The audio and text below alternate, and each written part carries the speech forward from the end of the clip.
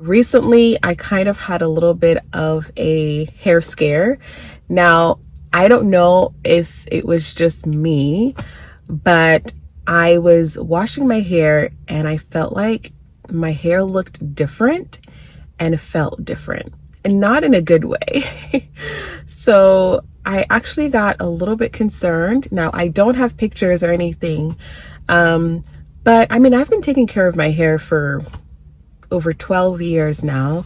And although my hair has gone through different seasons, pregnancy and childbirth and postpartum and all of that, I just felt like this time around, my hair just looked really different. Like, I can't even explain it, but it just did not look and feel like what I was used to. Got a little bit concerned. So I started to kind of just assess a little bit of an investigation as far as what could be causing this. One thing that I noticed was that I felt like my hair felt like too light. Like it felt like too light. So I was like, again, I don't know if it was just me. I sat back and I was just kind of trying to figure out what could be the issue. Here are a few things that I noticed that I had not been doing consistently. I decided to do something different in order to have a different result when it comes down to my hair. Here are 5 things that I started doing more consistently when I noticed that my hair just didn't feel and look the same. The first thing that I did was that I really wanted to address the internal factors. So for a very long time, especially after I had children, eggs was something that I would eat all the time. After I had my daughter, a huge component of my breakfast was eggs. And I've shared this before, actually, in a previous video. Eggs is something that I was eating all the time. All the time. Every single day, I would have eggs. And of course, we know that eggs have protein, and our hair needs protein because our hair is actually made up of protein. And so we definitely need to incorporate protein into our diet if our hair is going to grow healthy and strong. And for a few months, actually, I noticed that I was not eating eggs at all. I stopped completely consuming eggs. And I think that I really began to see that in the health and the strength and the fullness and the lusciousness of my hair. And so I decided to go back to eating eggs more consistently. So I'm back to consuming eggs as part of my breakfast.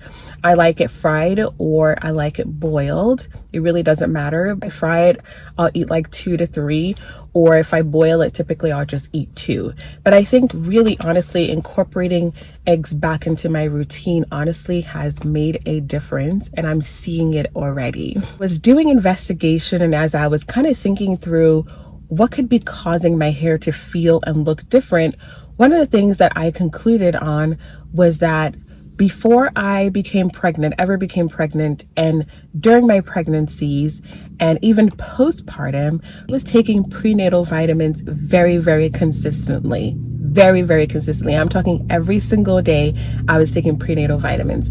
And yes, while we can get our vitamins in the food that we eat, the truth of the matter is that, speaking for myself, I know that I'm not able to get all of my vitamins through my diet. I try as much as possible, but I know that I'm not getting all of them. And so for me, it has become really important for me to supplement my vitamins through hair vitamins. And so that is something that I've also incorporated into my routine now, is that I take hair vitamins now. And I'm not going to share exactly which one it is because I've been taking it now for almost 2 months. I feel like it is also contributing to the health of my hair. But like I said, I'm not going to share it quite yet, but I will share it with you at the right time. All right. Number 3 is reincorporating coconut oil back into my hair routine. So when I started my natural hair journey, coconut oil was my favorite oil. I mean, when I started, so I actually discovered coconut oil because I was dealing with a lot of dryness in my scalp, and I still have dryness in my scalp. but basically at the time it was a lot of dandruff. And so I did some research and I discovered that coconut oil can actually help to relieve dry scalp.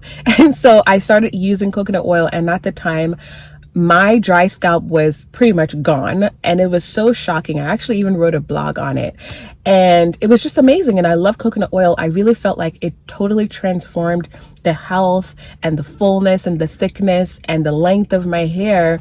And so I was like, you know what? I need to go back to using what works, right? So whatever works, even in your own hair care, whatever works for you, please stick to it.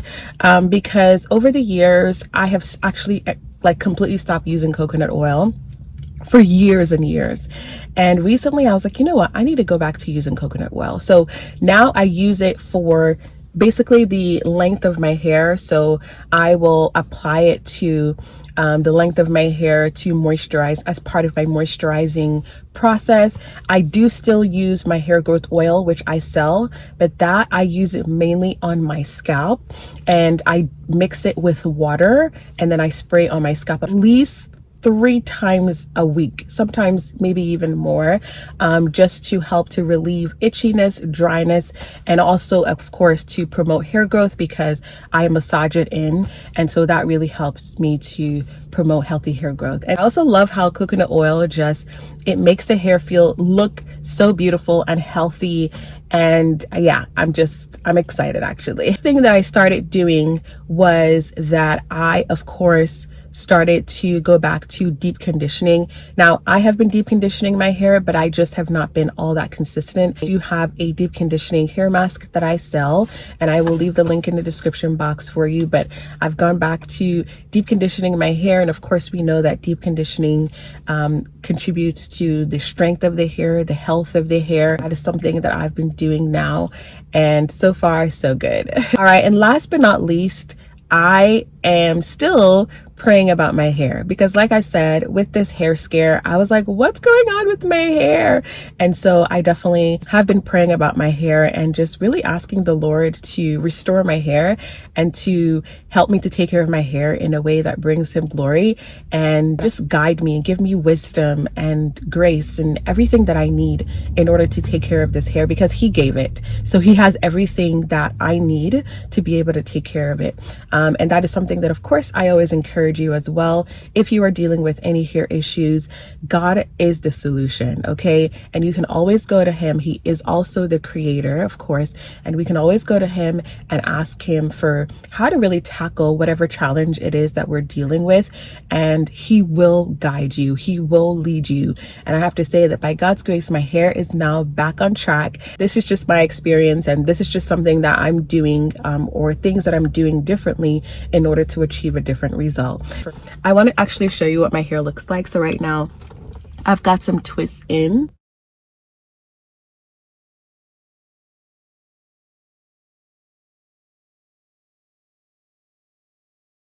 Basically, I just have twists in my hair, and I just pulled it back into a banana clip, and then I just left a couple of twists out in the front. I hope that this helps you out in one way, shape, or form. Please remember to incorporate God into your natural hair care.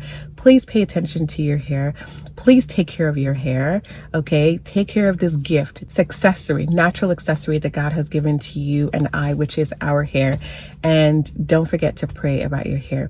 Alrighty, thank you so much for tuning in, and I hope to speak with you all in my next video. Bye.